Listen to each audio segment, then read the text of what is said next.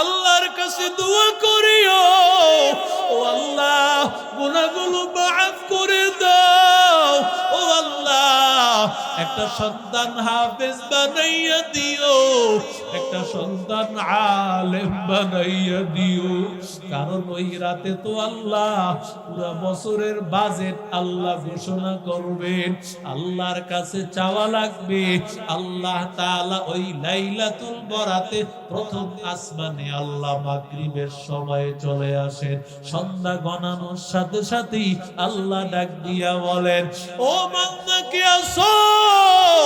আমি আল্লাহর কাছে চাও, আমি আল্লাহ তোকে দিব। কোন বাবা সে বল, ও আল্লাহর বান্দা আল্লাহর কাছে যা বলার সব কিছু আল্লাহর কাছে বলবা। ইন্না আনজালনাহু ফি লাইলাতিন মুবারাকা ইন্না কুন্না মুনজিরিন ফিহা ইউফরাকু কুল্লু আমরিন হাকিম। সব কিছু আল্লাহ ফয়সালা করবেন, আল্লাহর কাছে চাইয়া নিও। ও আল্লাহ আমার সন্তানটাকে আল্লাহ ওয়ালা বানায় দিও, আমার সন্তানটারে হাফেজ বানাইয়া দিও। আয় আল্লাহ আমার পরিবারটাকে নিয়ে জান্নাতে যেন যাইতে পারি। ও আল্লাহ হাসরের ময়দানে যেন বিনা হিসাবে জান্নাতি হয়ে যেতে পারি। ও বাদশাহ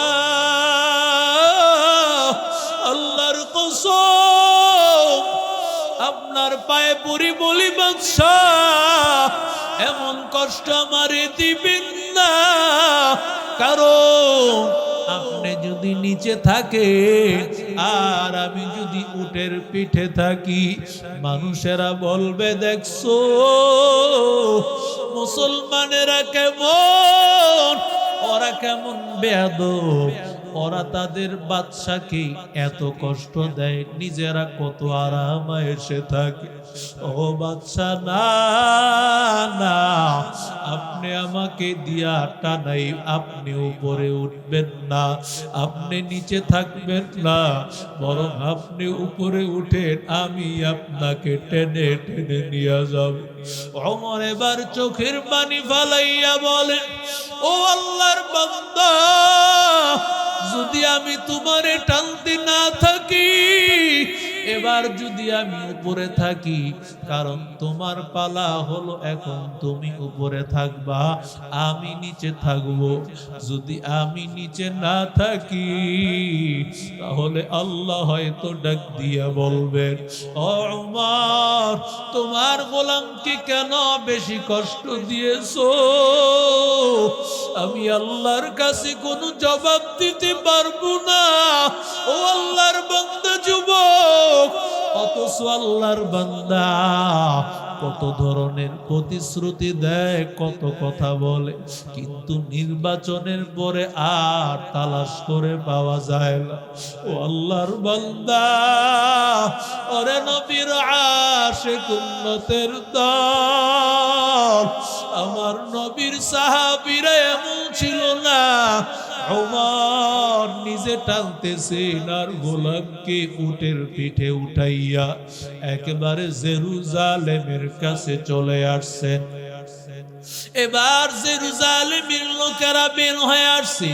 বের হওয়ার পর যেই বান্দা উটের পিঠে ছিল ওই গোলামের নমুনার সাথে এবার কিতাবের সাথে মিলায় দেখে, না না ওর সাথে তো কিছুই মিলা না।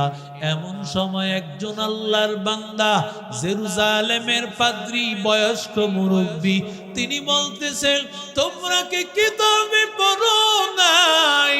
কিতাবের মধ্যে এটাও আছে, যিনি বাদশাহ তিনি টেনে টেনে নিয়ে আসবে। আরো জোরে বলেন। এবার ওমর রাদিয়াল্লাহু তাআলা আনহুর শরীরের মধ্যে যে জামাটা আছে, জামার মধ্যে কয়টা তালি হবে সেটাও কিতাবে লেখা আছে। ওমরের জামার সব তালিগুলোর হিসাব মিলাইতেছে, মিলাইতে মিলাইতে একটা তালি কম দেখা যায়, একটা তালির অভাব। এমন সময় ওমর বুঝতে পেরেছেন, ওমর বগল আলগা করে ওমর রাদিয়াল্লাহু তাআলা আনহু তার হাত উঁচা করিয়া বুঝাইয়া দিলেন, আরেকটা তালি তোমরা তালাশ করতেছো, এটা গালে আছে। ওরে আল্লাহর বান্দা যুবক, ও নবীর আশিক উম্মতের দল, মাসালুহুম ফিত তাওরাত ওয়া মাসালুহুম ফিল ইনজিল। আল্লাহ তাআলা ডাক দিয়া বলেন, সাহাবায়ে কেরামের নমুনা গুলো আল্লাহ কোরআনেও যেমন লেখছেন, তাওরাতেও আছে, ইনজিলেও আছে। ওরে আল্লাহর বান্দা যুবক, যেমন এই মাদ্রাসার ছাত্রদের কত দাম, এই বর্ণনা আল্লাহ দুনিয়া এখনো সৃষ্টি করে নাই। হাজারো বছর আগে আল্লাহ তাআলা ফেরেশতাদের সামনে আল্লাহ দুইটা সূরা তেলাওয়াত করেছেন। একটা হলো সূরা তাহা, আরেকটা হলো সূরা ইয়াসিন। এই দুইটা সূরা আমার আল্লাহ তেলাওয়াত করেছেন। দুইটা সূরা তেলাওয়াত করার পর ফেরেশতারা ডাক দিয়া বলে, রে মালিক ও আল্লাহ, এই কালামুল্লাহ যাদের উপর নাজিল হবে ওরা জানি কত দামি, ওদের মতো শ্রেষ্ঠ মানুষ আর কেউ হবে না রে আল্লাহ। ও আল্লাহ, যারা এটা তেলাওয়াত করবে তাদের মতো দামি আর দুনিয়াতে কেউ নাই। ও আল্লাহ, যারা এটা সিনায় ধারণ করবে ওদের মতো দামি আর কেউ নাই। ও আল্লাহর বান্দা যুবক, আমি আপনি মনে করতেছি ওদের দাম নাই, কিন্তু বান্দা জানো আল্লাহ তাআলা পৃথিবী সৃষ্টির 1000 বছর আগে আমার আল্লাহ ফেরেশতাদের জবান দিয়া আল্লাহ উচ্চারণ করাইছেন। উলামায়ে কারাম হাফেজের কত দাম, কোরআন ওয়ালাদের কত দাম। আল্লাহর বান্দা, কারণ আমার নবী রাহমাতুল লিল আলামিন ছিলেন শিক্ষক, আল্লাহর নবী ছিলেন শিক্ষক। উতিতু ইলমাল আউয়ালিন ওয়াল আখিরিন।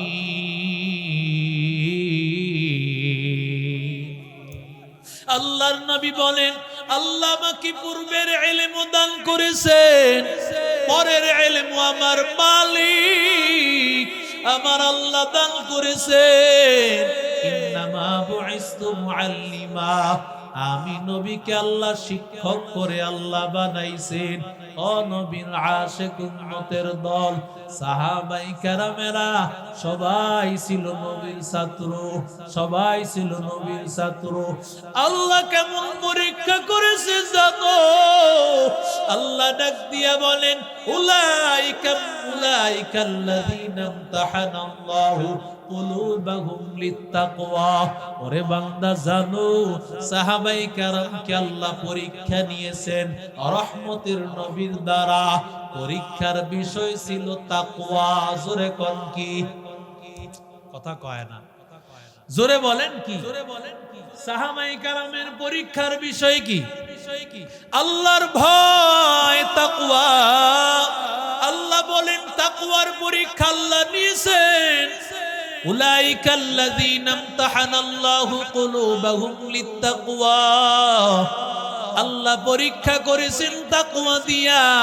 লাহুম মাগফিরাতুন ওয়া আজরুন আযীম।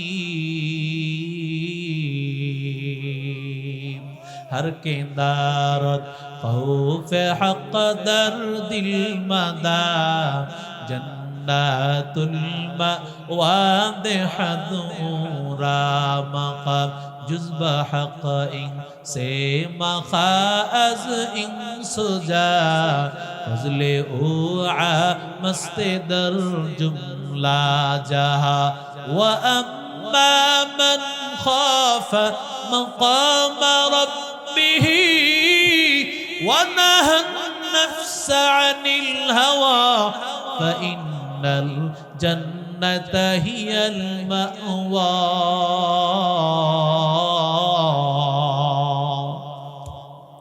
এরে আল্লাহর বান্দা যুবক, ও নবীর আশিক উম্মতের দল, সাহাবাই কারামকে আল্লাহ পরীক্ষা করেছেন তাকওয়া দিয়া, আল্লাহর ভয়। কারণ যারা মাদ্রাসায় পড়বে, কোরআন শিখবে, আল্লাহ তাদের মধ্যে আল্লাহর ভয় দান করেন। আল্লাহ তাআলা কোরআনের এক আয়াতে বলেন, ইন্নামা ইয়াখশাল্লাহা মিন ইবাদিহিল উলামা।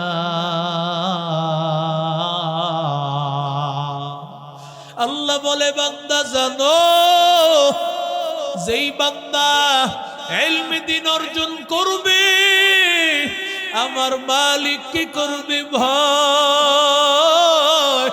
কারণ আমার আল্লাহ তার ভিতরে আল্লাহর ভয় ঢুকায় দিবেন। বাদশাহ হারুনুর রশিদের সন্তান, এত বড় বাদশার সন্তান, কিন্তু বান্দা আমার আল্লাহ তাআলা তাকে কোরআনের রাস্তায় কবুল করেছেন। আল্লাহর বান্দা সামান্য রুটি খায়, আর তেমন জাকজমকপূর্ণ পোশাকও পরে না। আল্লাহর বান্দা এত বড় বাদশার সন্তান, কোন ধরনের অহংকার নাই, কোন ধরনের তাকাব্বুরি নাই, সাধারণ চলাফেরা, সাধারণ খাবার। মন্ত্রীরা ডাক দিয়া বলে, বাদশাহ, আপনার সন্তান এমন ভাবে চলাফেরা করে, আমাদের প্রেস্টিজে আঘাত লাগে। সন্তানকে একটু বুঝা, সন্তান যেন রাজকীয় ভাবে চলাফেরা করে। এবার সন্তানকে ডাক দিল, ও সন্তান শুনো, তুমি বাদশার সন্তান, তোমার চলাফেরা হবে অন্যরকম, কিন্তু তুমি সাধারণ ভাবে চলাফেরা করার কারণে আমার মান-ইজ্জতে আঘাত লাগে। সন্তান, তুমি এমন ভাবে চলাফেরা করিও না। এবার সন্তান ডাক দিয়া বলে, ও বাবা, যদি তোমার কষ্ট হয়, আমার দ্বারা যদি তোমার মান-ইজ্জতে কষ্ট হয়, আমার বিদায় দাও। কারণ আমি আমার মালিক, আমার আল্লাহকে পাইতে চাই, আমার আল্লাহর ইলম শিখতে চাই। কারণ আল্লাহর ইলম শিখতে গেলে কষ্ট হবে। দুনিয়ার জাকজমকপূর্ণ ভাবে চলাফেরা করতে পারে না। এরে আল্লাহর বান্দা যুবক, জিকির করেন, লা ইলাহা ইল্লাল্লাহ, লা ইলাহা, লা ইলাহা ইল্লাল্লাহ, লা ইলাহা। মোহাব্বতের সাথে পড়ে, লা ইলাহা ইল্লাল্লাহ, লা ইলাহা, লা ইলাহা ইল্লাল্লাহ, লা ইলাহা ইল্লাল্লাহ, লা ইলাহা ইল্লাল্লাহ, লা ইলাহা ইল্লাল্লাহ, লা ইলাহা ইল্লাল্লাহ, লা ইলাহা, লা ইলাহা ইল্লাল্লাহ, মুহাম্মাদুর রাসূলুল্লাহ সাল্লাল্লাহু আলাইহি ওয়াসাল্লাম। বাবা যখন বলেছে, সন্তান, আমার রাজকীয় দরবারে যদি থাকতে চাও, এমন ভাবে চলাফেরা করতে পারবা না। সন্তান বলে, ও বাবা, আমি তো আমার আল্লাহকে পাইতে চাই, তোমারে আমি কষ্ট দিতে চাই না। সন্তানও বিদায় হয়ে চলে যেতে চায়। সন্তান বলে, বাবা বিদায় দাও, আমি আমার মালিকের তালাশে বের হয়ে যাব, আমি ইলমে দ্বীন অর্জন করব।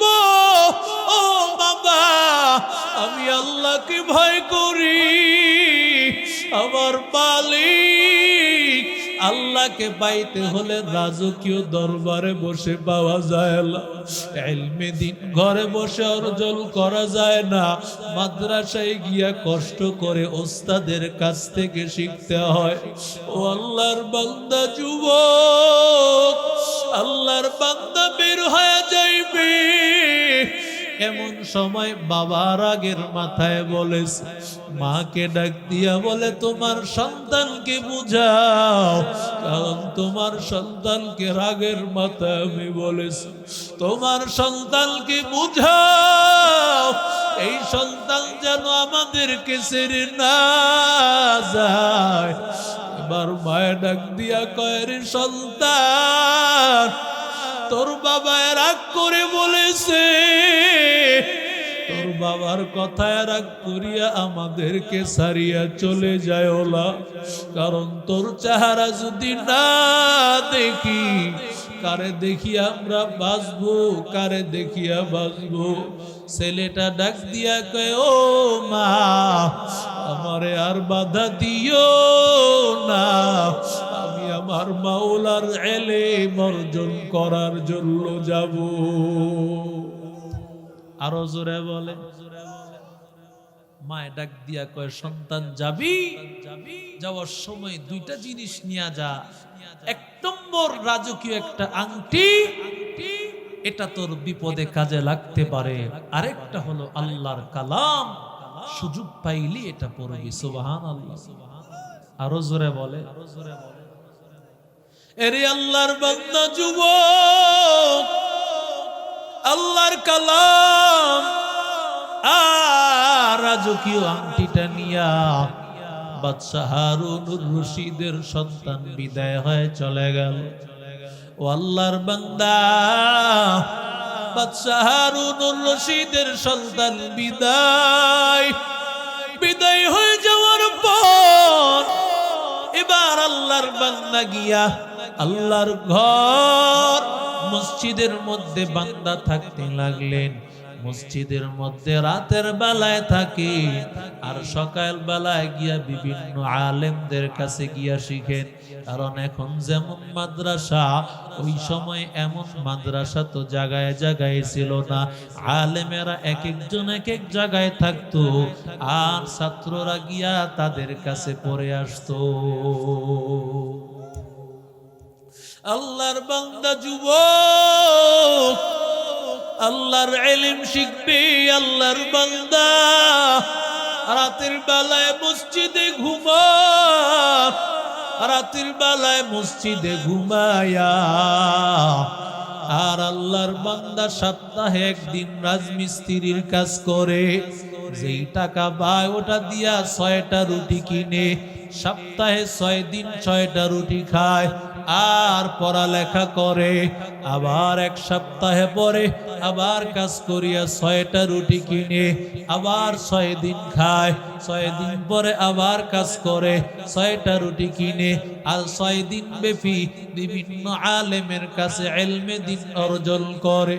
ও আল্লাহর বান্দারা, ও যুবক, ওরে নবীর আশিক উম্মতের দল, আল্লাহর বান্দা বাদশাহ হারুনুর রশিদের সন্তান এইভাবে তার চলাফেরা চলতেছে। কেউ তো জানে না এটা বাদশার সন্তান। মাদ্রাসায় বোঝা যায় না কোন সন্তান বাদশার সন্তান, কে এমপির সন্তান, মন্ত্রীর সন্তান, বোঝার উপায় নাই। সবার লেবাস এক, সবার পোশাক একরকম। কারণ ইসলাম তো এটাই শিক্ষা দেয়, কোরআন এটাই শিক্ষা দেয়, কোন পোশাকের বাহাদুরি নাই, একমাত্র বাহাদুরি হলো তাকওয়া, আল্লাহর ভয়। ঠিক কিনা? কারণ আল্লাহ বলেছেন, ইন্না আকরামাকুম ইনদাল্লাহি আতকাকুম। আল্লাহর কাছে টাকার দাম নাই, আল্লাহর কাছে সম্পদের দাম নাই, বাড়ির দাম নাই, গাড়ির দাম নাই, একমাত্র দাম হলো তাকওয়া। ইন্নাল্লাহা লা ইয়ানজুরু ইলা সুওয়ারিকুম ওয়া আমওয়ালিকুম ওয়ালাকিন ইয়ানজুরু ইলা কুলুবিকুম ওয়া আ'মালিকুম। ওরে আল্লাহর বান্দা যুবক, বাদশাহ হারুনুর রশিদের সন্তান সপ্তাহে একদিন কাজ করেন। আল্লাহর এক বান্দা রাজমিস্ত্রি তালাশ করতে করতে যখন তিনি আসছেন বাজারে, বাজারে আসার পর আল্লাহর বান্দা তাকাইয়া দেখতে পায় বাজারের মধ্যে তেমন কোনো রাজমিস্ত্রি নাই। তাকাইয়া দেখে একেবারে রাজপুত্রের মতো একটা ছেলে। এই ছেলেটা সারা রাজমিস্ত্রির কাজ করার মতো কেউ নাই। আল্লাহর বান্দা মনে মনে ভাবতেছে, এত সুন্দর চেহারার মানুষ কি আবার কাজ করবে নাকি? যখন ডাক দিয়া বলে, বাবা তুমি কি কাজ করবা নাকি? আল্লাহর বান্দা ডাক দিয়া বলে, ও চাচা কেন কাজ করব না? লাকাদ খলাকনাল ইনসানা ফি কাবাদ, মানুষকে তো আল্লাহ কষ্ট করার জন্যই বানাইছে। আল্লাহর বান্দা বলে, চাচা আমি কাজ করতে পারবো, এক নম্বর শর্ত আমার যেই টাকা পারিশ্রমিক কম দিতে পারবেন না, বেশিও দিতে পারবেন না। দুই নম্বর শর্ত চাচা, নামাজের যখন আজান হয়ে যাবে আমি আর আপনার কাজ করব না, আজানের সাথে সাথে নামাজে আমি দাঁড়ায় যাব।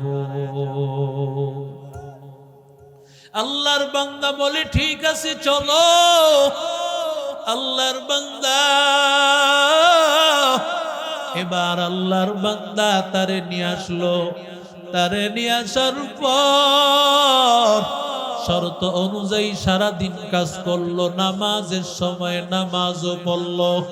এবার সারাদিন কাজ করার পর তাকায়া দেখতে পায়, আল্লাহর বান্দা তাকাইয়া দেখতে পায় আল্লাহর বান্দা এত কাজ করেছে, একটা মানুষ 10 জন মানুষ মিলিয়ে যেই কাজ করে বাদশা হারুনুর রশিদের সন্তান একাই সেই কাজ করেছে। আরো জোরে বলে, আল্লাহর বান্দা খুশি হইয়া টাকা বাড়াইয়া দিতে চায়, কিন্তু যুবক ডাক দিয়া বলে, ও চাচা আমি না আপনারে আগেই বলেছি আমি একটা টাকাও বেশি নিব না, আমারে বেশি টাকা দিতে পারবেন না। আল্লাহর বান্দা বড় খুশি হয়ে গেলেন, বিদায় করে দিলেন। পরের দিন আল্লাহর বান্দা আবার রাজমিস্ত্রির তালাশে ওখানে চলে গেলেন। ডাক দিয়া বলতেছেন, গতকালের ওই ছেলে কই? যেই ছেলেরে আমি রাজমিস্ত্রির জন্য নিয়ে গিয়েছিলাম। এলাকার লোকেরা ডাক দিয়ে বলে, ভাই এ তো কোনো রাজমিস্ত্রি না, ও তো তালিবুল ইলম মাদ্রাসার ছাত্র। সপ্তাহে একদিন সে কাজ করিয়া যা টাকা পায় 6টা রুটি কিনে 6 দিন খায় আর মসজিদে থাকিয়া বিভিন্ন আলেম ওলামাদের কাছ থেকে ইলম অর্জন করে। আল্লাহর বান্দা সপ্তাহে একদিনই কাজ করে। আল্লাহর বান্দা চিন্তা করলেন, যেই লোকটা একা এত কাজ করতে পারে ওরে দিয়েই আমি কাজ করাবো, কারণ ওই বান্দাটা নামাজি, ওই বান্দাটা কোরআন তেলাওয়াত করনেওয়ালা, এই বান্দা ওরে দিয়ে আমি কাজ করাবো। আল্লাহর বান্দা এবার অপেক্ষা করতে লাগলে। 1 সপ্তাহ হওয়ার পর যখন 1 সপ্তাহ পার হয়ে গেল, আল্লাহর বান্দা 1 সপ্তাহ পর আবার ওই ছেলেটারে নিয়ে গেল। একই শর্ত, আমার যেই টাকা কম দিতে পারবেন না, বেশিও দিতে পারবেন না। নামাজের সময় যখন হয়ে যাবে রে ভাই, আমার নামাজের সময় আমারে আর রাখতে পারবেন না, নামাজে সারিয়া দিবেন। ও আল্লাহর বান্দা যুবক, এবার আল্লাহর বান্দা তারে এবার নিয়ে বিদায় হয়ে চলে গেল। এবার আল্লাহর বান্দা চিন্তা করতেছে, এই লোকটা যে একা এত কাজ করে কি করি আমি দেখবো। আল্লাহর বান্দা আড়াল থেকে তাকায় তাকায় দেখে, যখন সিমেন্ট আর বালু মিলায়, আল্লাহর বান্দা তাকাইয়া দেখতে পায় সিমেন্ট বালুগুলো মিলানোর পর এবার সিমেন্ট বালুগুলো মিলাইয়া সল করে এরপরে এক একটা ইট বসায়। কিন্তু আল্লাহর বান্দা কেবল এক একটা ইট একের পর এক লাগায় দিতেছে, কোনো সল করা লাগে না। সিমেন্ট বালুগুলো মিশাইয়া শুধুমাত্র রাখে, আর ইটগুলো বসানো লাগে না, শুধু রাখিয়া দেয়। এক একটা ইট এক একটা ইটের সাথে মিলিয়া যায়। ও আল্লাহর বান্দা যুবক, আল্লাহর বান্দায় অবস্থা দেখার পর আল্লাহর বান্দা পাগল হয়ে গেছে। এই ছেলেটা তো সাধারণ ছেলে না, এই ছেলেটারই দিয়া আমি বাকি বাড়ির কাজ করাবো। আমার দেরি হোক, কিন্তু ওরে ছাড়া আমি বাড়ির কাজ করাইব না। আল্লাহর বান্দা আরো এক সপ্তাহ অপেক্ষা করলেন। এক সপ্তাহ অপেক্ষা করার পর এবার যখন রাজমিস্ত্রি তারে তালাশ করার জন্য যায়, তাকাইয়া দেখে ওই ছেলেটা নাই। বলে ওই ছেলেটা কই? এলাকার লোকেরা ডাক দিয়া বলে, ভাই এই ছেলেটা তো আজকে অনেক দিন ধরে অসুস্থ হইয়া ওই মসজিদে পড়িয়াছে। এবার আল্লাহর বান্দা দৌড়াইয়া মসজিদে চলে গেছে। মসজিদে যাওয়ার পর আল্লাহর বান্দা তাকাইয়া দেখতে পায় এত অসুস্থ। আল্লাহর বান্দা তাকায়া দেখে মাথায় এত জ্বর। ডাক দিয়া বলে, রে ভাতিজা, তোমার এত কষ্ট হইতেছে, তোমার জন্য আমি আলাদা ঘরের ব্যবস্থা করবো। ডাক দিয়া বলে, চাচা আমার সফর অনেক দূরের, সময় বেশি বাকি নাই। আমার সফর অনেক দূর, সময় বেশি বাকি নাই। চাচা এই আংটিটা দেন, বাদশার হাতে দিবেন, আর এই কোরআন শরীফটা নেন। তখনই আল্লাহর বান্দা বুঝতে পেরেছে, এতদিন শুনেছে বাদশার সন্তান নাকি বাদশার দরবার থেকে চলে আসছে আল্লাহর তালাশ। আল্লাহর বান্দা তো চিনত না এটাই সেই বাদশার সন্তান। আল্লাহর বান্দা এবার কোরআন শরীফটা তার হাতে দেওয়ার পর, আংটিটা তার হাতে দেওয়ার পর আল্লাহর কাছে দুহাত তুলে বলে, ও দয়ার মালিক, ও আল্লাহ, তোমারে পাওয়ার জন্য আমি আসছি। ও আল্লাহ, রাজকীয় দরবার ছেড়েছি, রাজকীয় খাট ছেড়েছি, রাজকীয় খাবার ছেড়েছি, পোশাক ছেড়েছি, জানি না রে আল্লাহ তোমারে পাইছি কিনা। আল্লাহ, ও আল্লাহ, তোমারে যদি না পাই, আয় আল্লাহ আমি তো কিছুই পাইলাম না। আয় আল্লাহ, তোমারে পাওয়ার জন্যই তো আসছি।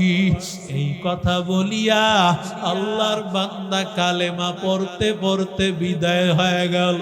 আল্লাহর বান্দা কোরআন শরীফ আর আংটি নিয়া জানাজাকে জানাজা দিয়া দাফন করিয়া এবার বাদশার দরবারে গেলেন।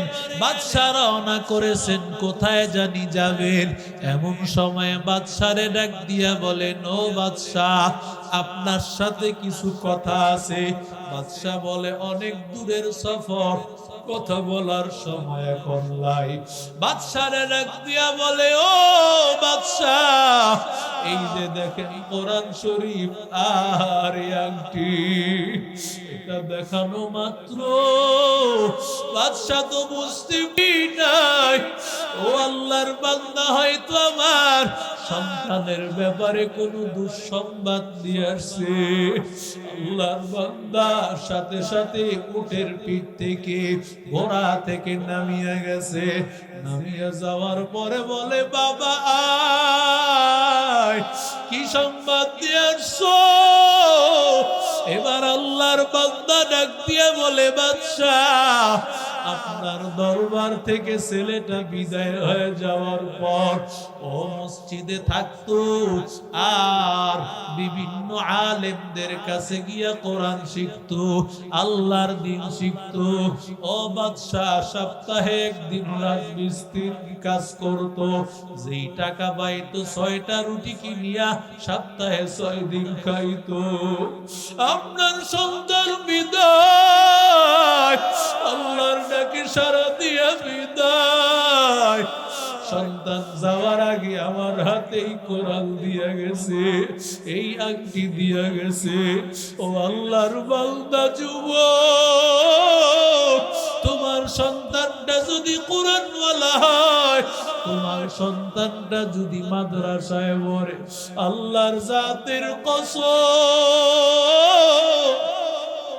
তোমার সন্তানটা হাত তুলিয়া আল্লাহর কাছে বলবে, দয়ার মালিক, ও আল্লাহ, আমার মা বাবারে মাফ করে দেন।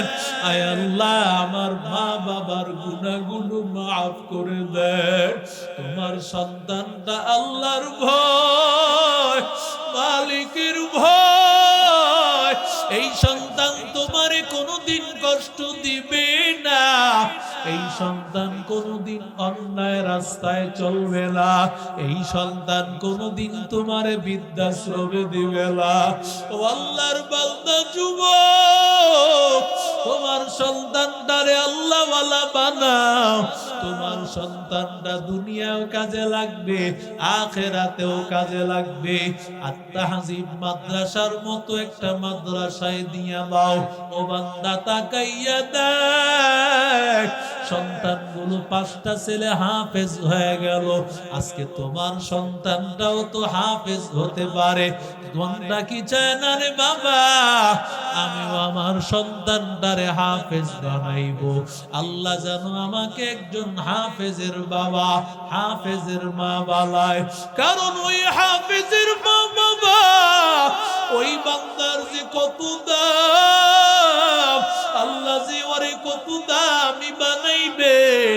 ওই সন্তানটা আমার আল্লাহকে ভয় করবে।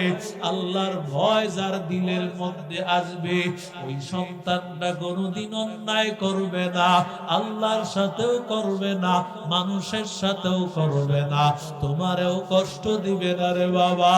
ওরে বান্দা, আজকে দেখি ওয়াদা কর, সামনে লাইলাতুল বারাত আসতেছে, লাইলাতুন নিসফি মিন শাবান। আল্লাহর কাছে দোয়া করিও, ও আল্লাহ, গুনাহগুলো মাফ করে দাও। ও আল্লাহ, একটা সন্তান হাফেজ বানাইয়া দিও, একটা সন্তান আলেম বানাইয়া দিও। কারণ ওই রাতে তো আল্লাহ পুরো বছরের বাজেট আল্লাহ ঘোষণা করবেন। আল্লাহর কাছে চাওয়া লাগবে, আল্লাহ তাআলা ওই লাইলাতুল বরাতে প্রথম আসমানে আল্লাহ মাগরিবের সময়ে চলে আসেন। সন্ধ্যা গণানোর সাথে সাথেই আল্লাহ ডাক দিয়া বলেন, ও বান্দা কে আসো, আমি আল্লাহর কাছে যাও, আমি আল্লাহ তোকে দিব। কোন বাবা সে বল, ও আল্লাহর বান্দা, আল্লাহর কাছে যা বলার সব কিছু আল্লাহর কাছে বলবা। ইন্না আনজালনাহু ফি লাইলাতিন মুবারাকা ইন্না কুন্না মুনজিরিন ফিহা ইউফরাকু কুল্লু আমরিন হাকিম। সব কিছু আল্লাহ ফয়সালা করবেন। আল্লাহর কাছে চাইয়া নিও, ও আল্লাহ, আমার সন্তানটাকে আল্লাহ ওয়ালা বানায় দিও, আমার সন্তানটারে হাফেজ বানাইয়া দিও। আয় আল্লাহ, আমার পরিবারটাকে নিয়ে জান্নাতে যেন যাইতে পারি। ও আল্লাহ, হাসরের ময়দানে যেন বিনা হিসাবে জান্নাতি হয়ে যেতে পারি। ও আল্লাহর বান্দা, আল্লাহর যাদের মহব্বত আছে, খাঁটি নিয়তে তওবার নিয়তে দুটো হাত আমার আল্লাহ তাআলাকে দেখায় দেয়। আয় আল্লাহ, আমাদের গুনাহগুলো মাফ